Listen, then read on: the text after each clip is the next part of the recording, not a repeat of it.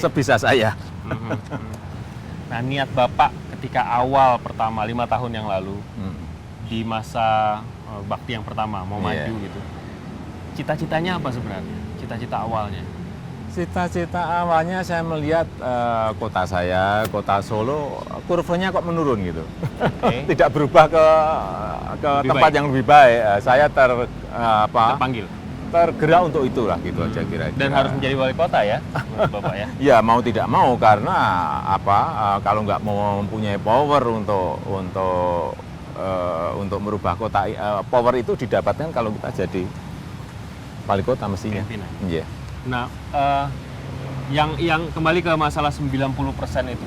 Ini terjadi karena memang Bapak melaksanakan kerja yang bagus buat masyarakat sehingga 90% dari mereka memilih Anda. Ya enggak lah, saya ini kan diberi tugas oleh masyarakat. Diberi tugas untuk bekerja oleh masyarakat. Ya saya bekerja gitu aja. Saya nggak mikir mikir pilkada nanti dapat berapa persen, enggak. Saya diberi tugas oleh masyarakat untuk bekerja, saya bekerja sebisa saya. Saya kerjakan siang malam sampai pagi kadang. Ya itu yang saya kerjakan, gitu aja. Kembali ke masalah kota ya Pak. Bapak katakan tadi kurvanya terus menurun. Langkah pertama yang Bapak lakukan 5 tahun yang lalu apa untuk menaikkan kurva itu? Yang pertama yang kita lakukan ya membuat perencanaan yang baik. Konsep plan kota untuk 5 tahun ke depan seperti apa, 10 tahun ke depan seperti apa, atau 20 tahun ke depan seperti apa harus disiapin dong. Kalau enggak kita kan nanti bekerjanya meloncat-loncat. Kalau saya biasa bekerja seperti itu, action plan, action segera gitu aja. Bicara soal relokasi pedagang kaki lima yang semua orang mengagumi apa yang Bapak lakukan terhadap pedagang kaki lima di Solo. Apakah itu sebelumnya sudah direncanakan dan Bapak sudah punya konsepnya? Saya hanya melihat di beberapa negara ya, mereka tuh diberi space, mereka diberi ruang.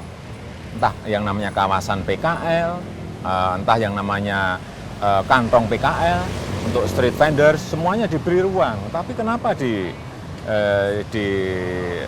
kota ini atau di negara ini mereka tidak diberi ruang? Mereka akan mencari ruang-ruangnya sendiri. Tidak tertib akhirnya. Iya, harus ada ruang transisi antara di sebuah kota untuk mereka gitu. Relokasi itu selalu menjadi kata yang tidak nyaman buat pemerintahan daerah karena selalu diwarnai dengan bentrokan, pertikaian dan lain sebagainya. Nah, kenapa di Solo nggak terjadi seperti itu? Apa yang pertama menurut saya niat kita ini memang ingin mengangkat mereka. Niat kita. Jadi tapi ada ketidakpercayaan, ada distrust dari pedagang kaki lima. Apa yang Bapak lakukan sih ketika itu? Ya, saya undang mereka, saya ajak makan siang. Masih belum ketemu, ajak makan malam. Masih belum ketemu, 3 hari undang lagi makan siang. Berapa belum kali ketemu. Saya pernah mengundang sampai 54 kali untuk memindahkan satu kawasan ke tempat yang baru.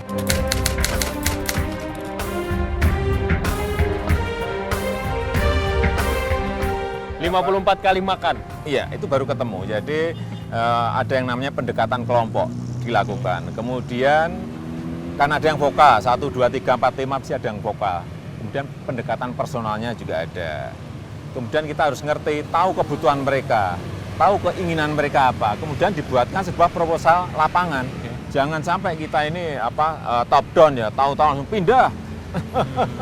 Padahal nggak tahu sebenarnya problem mereka apa, masalah mereka apa.